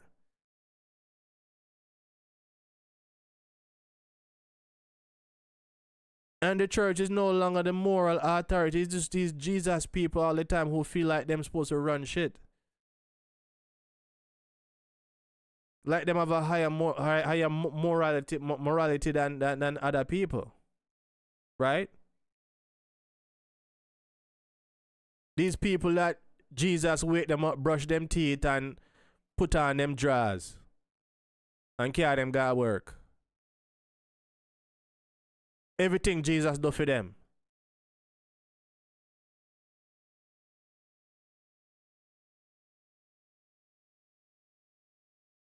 I don't hate them, but I don't like them. There's nuance in this world. You know? And it's full time we appreciate that. There's nuance in the world, and it's full time we appreciate that. You know? Jamaica have so much Jesus, and it still has the highest crime rate in the Western Hemisphere. Can you believe that? Higher than even Haiti, who's not even a country right now. Haiti is a failed state, but Jamaica has a higher crime rate. Right? But we're full of Jesus and full of God. Why? And that's the main problem, because we want God to solve all our problems. We want God to solve all our problems, which is not going to work. It never worked. It's not going to work. Right? It's full time now. We just put our head together and create solutions to solve crime and solve poverty and solve everything else that that are hampering us from moving forward. You know what I mean? One of the most perfect society, and nobody can tell me this because I live there, is Japan. Japan is one of the most perfect society, one of the cleanest place, one of the safest place, right? I always tell people this: if you go to Japan and you lose your wallet, if you go to Japan and you lose your wallet, you're gonna find it. Just go back to the last place that you left it. And there's only one reason why you may not find it there, is that somebody, a Japanese, found it and are walking around looking for you. And when you get it back, you're not going to find your bills missing. You're not going to find anything missing. If you have cash in there, you're going to get it back with cash in there. It's an honorable place. And they're not Jesus people. They're not the Jesus people. They're Japanese, or there's two major religions there, right? Buddhism and Shintoism. That's the gods that they pray to. So how they seem more blessed than we are in Jamaica? And them now pray to Jesus.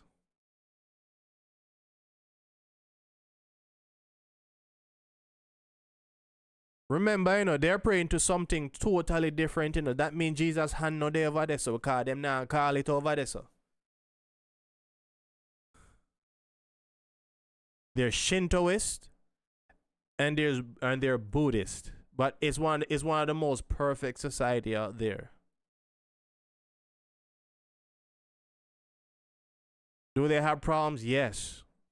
But it's next to perfect. It's next to a utopia. I'm telling you. Everything is organized.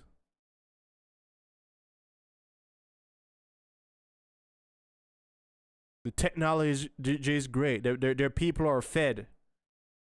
Their people are clean. Their people are taken care of. At a certain age, you can't work no more. You need to go home. The government is going to take care of you. Healthcare is in the top echelon. It's a great society. And them are not Jesus people.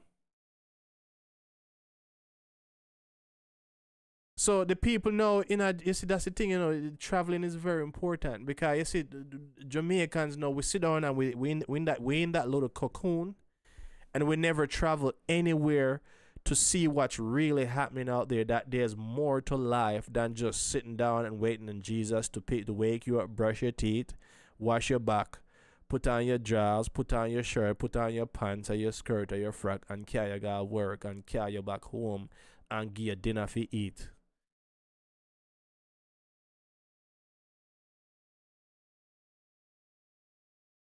Right? That's what we rely on in Jamaica. Right? And so we can get to a place where we can marginalize people because them are not Jesus people. But I bet if Spice wrote a check for $30 million, you wouldn't hear a Pastor Belch. That would have been a highlight, not a low light. You know what I mean? She would have been lauded with praise. Oh yeah, Spice donate $1 million US. You know, which she does. She does have her back to school back to school programs and initiatives. She does those from time to time, and you don't hear no bad press about that. Nobody no cough, nobody no belch. But she can't come speak to my daughter and she can't come speak to my son. Who are you? She has daughters and she has sons. And the last time I checked, they're well raised. She don't even put them on the media like that. She knows. If I should pick one, I would pick her to be smarter because she knows how to separate her work life, right, from her home life.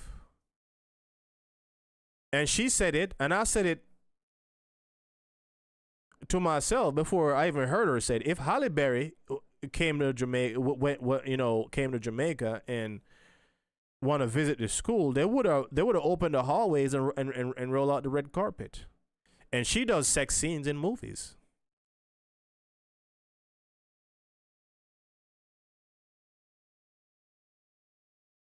You know? I bet if what's her name, Marianne Hall, Lady Saw want to go do a school tour, she would be allowed. Oh, because she's one of you now. One of the most raunchiest, which I have no problem with Lady Saw. I'm just using this as an example. One of the most raunchiest artists, arguably the one who created that kind of genre. Right? One of the most raunchiest dancehall artists, right? Who become a Christian and know because she's Jesus person. No, she can't come walk down your school hall and talk to your dad. And hypocrites, man. Hypocrites. We need to cut that shit out. But you know what? It's not gonna cut out. It's not gonna go until a certain generation of people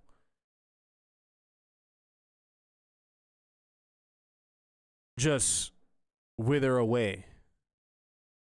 Because I'm for sure that millennials are far away from religion now. We long realized that religion don't work for us. And we can pray to whatever God we want to pray to, and that's fine. But we also know that we have to wake up and we have to sit down. We have to buckle down and we have to find solutions for our problems. We know that, and the generation after too. There's a certain generation who just hanging on to this Jesus, come give me everything. God, come save me from everything. You know? And They've been doing that for decades, for years, and it just now work, and it just never will work. But I'm saying it's hypocrites, because I'm saying if Spice should ever bring out her checkbook and write those schools a check and say buy some laptops, buy some whiteboards, you know, fix some windows, fix some leaky roofs, you know what I mean? Build an auditorium, they're gonna take the money and they're not gonna say anything about it. They're gonna smile and they're gonna take it. And I find that to be hypocritical. If you're gonna take the money, then you can take the service. Because you have no higher morality than Spice. And you probably don't have more influence than her either. She has a talent. There's a reason why she's successful as an entertainer. She's a master communicator. That's what she is. That's what entertainers are. They're master communicators. Whether you're acting or whether you're singing or you do poetry, they're master communicators.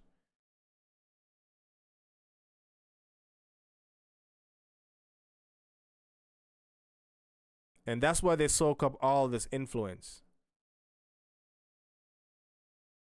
So I find it to be repugnant.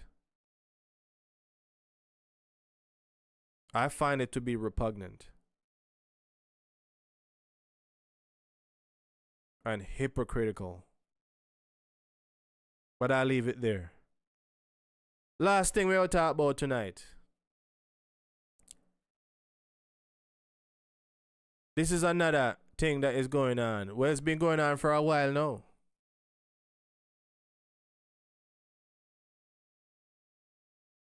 This is a thing I can speak to from a perspective of experience, because I've gone through it. Paternity fraud. I've been through it, not in Jamaica, but in the United States. Another time I will tell my story about it. But Jamaica is found to be one of, if not the leading country for paternity fraud. The rate is at 50%. 1 out of 2 kids belong to the wrong father. Well, no, you may say. In Jamaica, as we speak, 1 out of 2 kids. So if 2 kids are walking down the street, 1 out of the 2 is not associated with the correct father. This is travesty. That's the only word I can find to describe it right now. I could find harsher words, but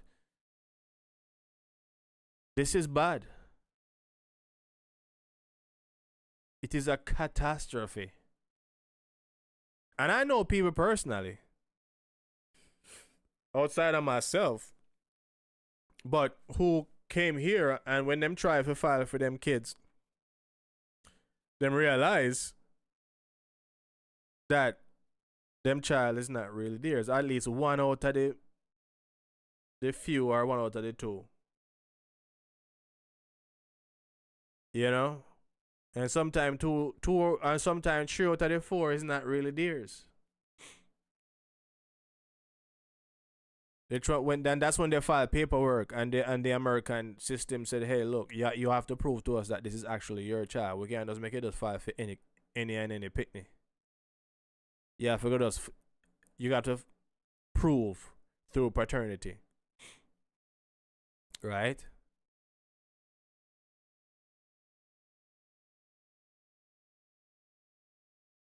But there's a lot of discussion, I would say scuttlebutt discussions, And for some reason, as usual, the women are not taking accountability for this. So I'm wondering if women are the one having the kids, and the woman is the one that actually tell the father, "Hey, look, I'm pregnant."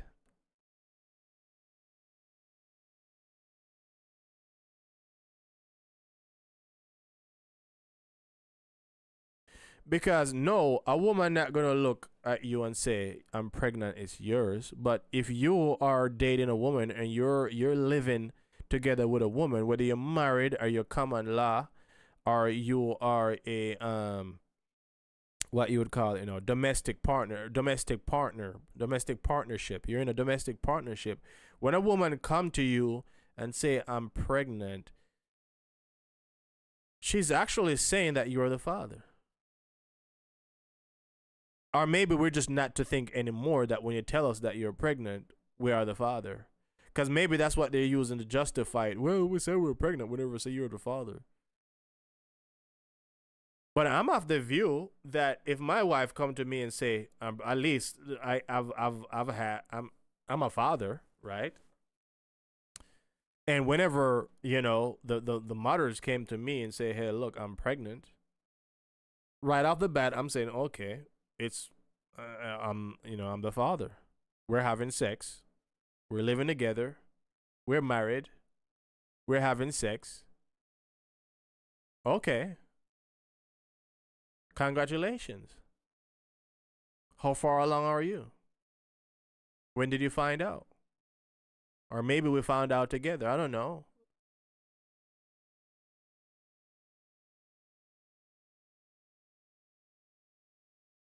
So, are we about to say that men are going around making assumptions on kids now? That, okay, somebody got pregnant or somebody, "Oh, I'm pregnant." And men just assume that we're the fathers? And even if we assume that we're the fathers, why don't you say that there's a possibility that I'm not?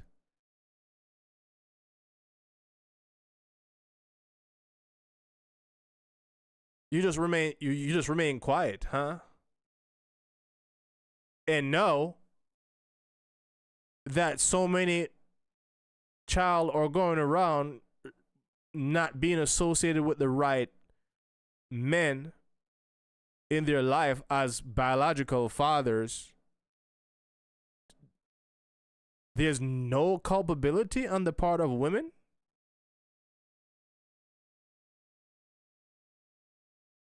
Because you see, women have a way of prettying up things, you know.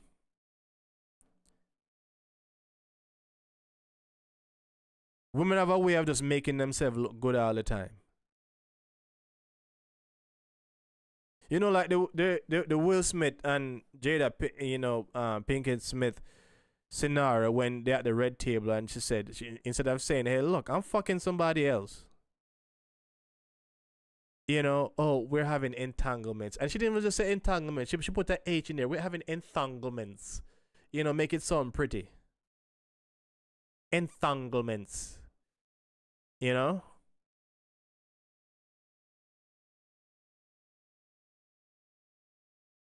You know, because is just the thing that woman never rang. Where's the culpability?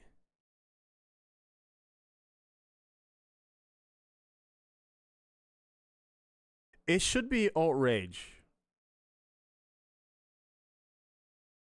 It should be outrage.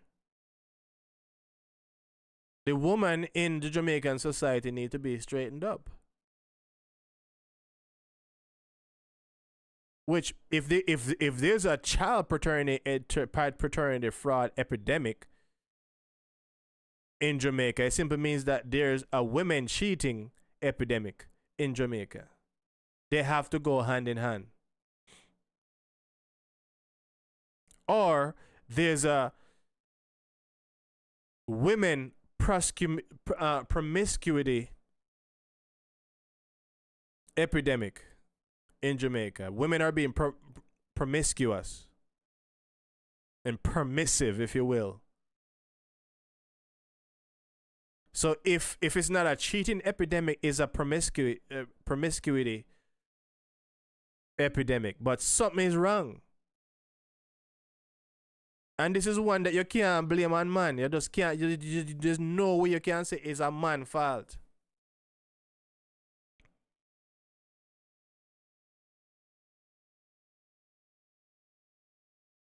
And the thing is that the devastation is not only with the man. The devastation is also with the child. Sometimes the child that lead the child into depression, even in adulthood. Even in adulthood, when the child becomes because some child don't find out until they're adult. Sometimes the child find out whenever they're trying to reach back to file for dear father. They come out of the United States and they might try if they say, okay, when they know, we find a good husband and we have a nice house and we have some kids and Ray and Tay and me feel like me could have helped me other siblings them and Ray. So me just file for father, make father come. Cause me and mommy not really go on too right, but me and father good and me file father, I'm gonna go check out father now. Father is not my real father, so we have to just left that alone. This is atrocious, man. But a lawmaker proposed mandatory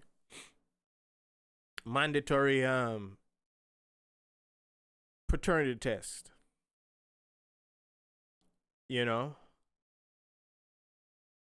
And I don't know what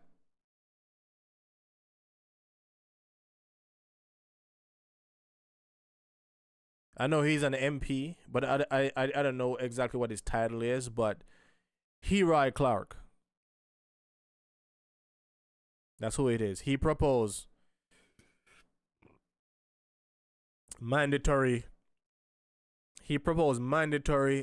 paternity test. My take on that, it shouldn't be mandatory. Even though there's an epidemic, I don't think there should be it should be mandatory.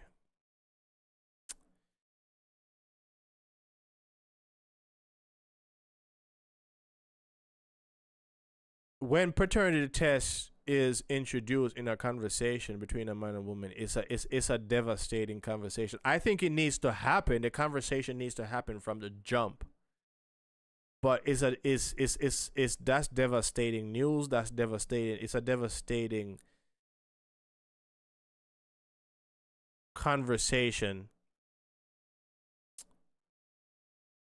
And for a man to go in thinking that a child is not his,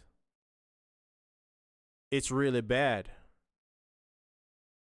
Because when a woman becomes pregnant, there's a lot of preparation that leads up to the child being born. Right? Doctor visits, moral and physical support, all of that goes into play. Right? And I can say that because I've been there on both sides.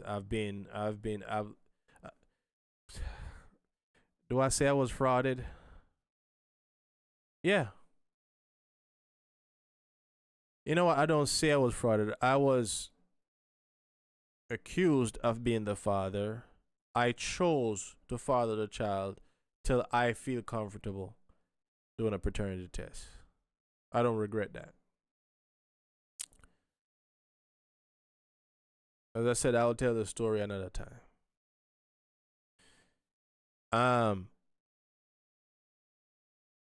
But I can speak on how it's being done here in California. I don't want to speak for the entire United States because each state is different and they have their own jurisdiction. When a child is being born, right? Provided you're not married,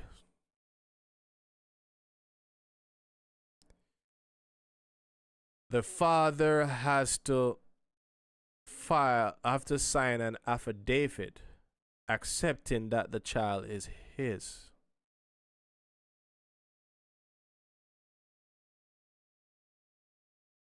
The child has to sign an affidavit accepting that the child is his.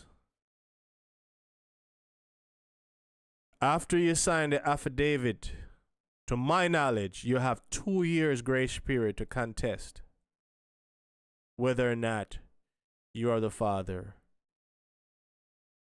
of the child. And within that 2 years, you do have recourse in terms of coming out from underneath, whatever responsibility or obligations you have for the kid. Beyond that 2 years,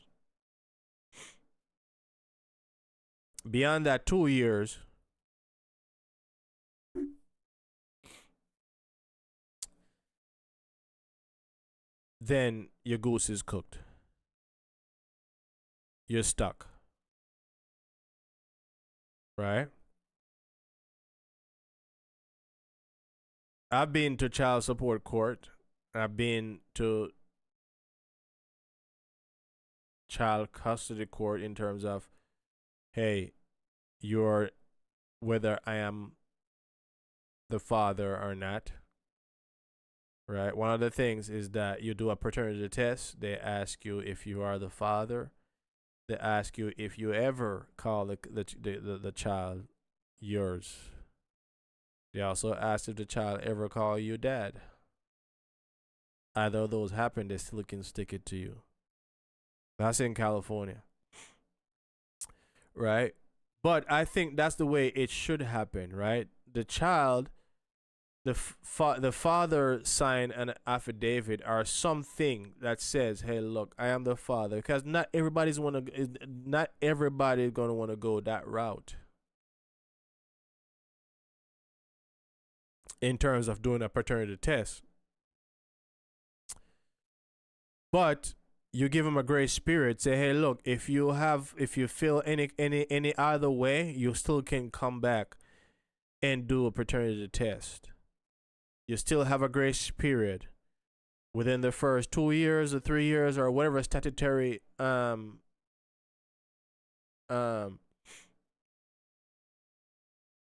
period of time you want to give them. You can give them that, right? But at least it introduces the conversation from the get-go, right? And the parents can have that conversation. Say, hey, look, there's a possibility that I might want to do this or not. Or right now, I don't really feel that way. But at this point, but in the event, I start feeling some type of way, I may want to go this route. Or whichever way the conversation is going to be had, but at least introduce that into the conversation from the get-go, as opposed to, hey, look, I'm pregnant, and then you thinking that you're the father and you go give her $1 million and whatever else kind of support you give her, right? Another thing too is make it available so the child's father or the potential father or the child's father can have a paternity test done without the consent of the wife or without the consent of the mother, right? That way, if I feel some type of way and I feel like it's going to cause, like arguments or it's going to be contentious with me going to the mother to do a paternity test, I can go do one by myself, right? At that point, when I introduce whether the child proved to be 99.999% mine, not mine, or whatever the case may be, say, for example, it come out not to be mine. Once I put that paternity test in front of her, no, she's going to have to come prove to me that it really is. So guess what? She's going to have to go order one of her on her own, or maybe we can go together this time. But it's already there. The conversation is already introduced. The possibility of the child not being mine is already introduced. So now what are you going to do about it? So number one, open up paternity, make it accessible to fathers, right? And also make sure that they sign a mandatory, they sign an affidavit that, hey, look, I'm accepting this child, but I have a grace period to contest this. And I think that will solve. I think that will help to solve your problem. I think that will help to solve your problem, as opposed to making it mandatory. Because Some people may never want to go that route. Some people may just want to play the fool and continue to play the fool. And it's not even playing the fool either.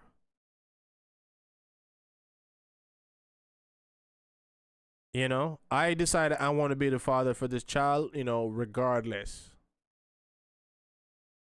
You know, and I think that will help. So hopefully you hear this and you consider it. But I think it's a better solution, because I think now the conversation is whether or not man I go beat woman because them tell them say are the child support the child the paternities come back negative, not theirs, or blah blah blah. You know, man I go beat woman. But either way, if it's not mandatory and they go get it, then and them go beat the woman, them go beat the woman same way. So paternity test is our DNA test is available. So who gonna find the money? They're gonna go do it. And if I'm gonna beat the woman, I'm gonna beat the woman whether it's mandatory or not. So I don't think that's an issue. I would say just don't force people to do it, because what it does, it's sour the experience.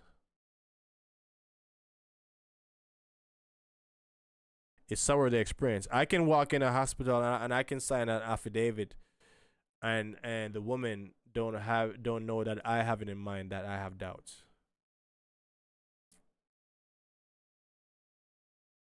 Because that experience is a beautiful moment when you actually witness a child come out of somebody, and actually when you actually help to pull that child out of somebody, it's a beautiful moment, and you don't want to sour the moment, you know what I mean? And especially when the child is just there, it's just so frail and just so fragile and all that stuff. That's not something you want to bring into the mix right then and there. That's not something you want to bring into the mix right then and there. That's gonna sour the experience, and it's a beautiful experience. I'm telling you, I've had a chance. I've had the chance to experience it, and it's very beautiful. And you don't want to sour that moment. So I say, do the affidavit, give them a grace period, and also make it available so they can go do it on their own. They don't need nobody to sign nothing else. They can go do it. But woman, in Jamaica, you have to get your act together. This one fall squarely on your shoulders, nobody else. Men are not stupid. I know Jamaican men are not stupid. We're not going around asking for jackets. This one is on you. So clean up your act. And that's where I'm going to leave it for tonight. So thanks again for watching. Thanks again for tuning in. And if you like what me have to say, then you go do the right thing. And if you don't like it, then just leave it alone. That's all I can say to you. The people are gonna like what them like, and people are not gonna like what them don't like. So me nah force nobody if you subscribe and do nothing. But if you like it and you subscribe, I'll be very happy. Yeah, man. So until then, I will see you next week. Good night.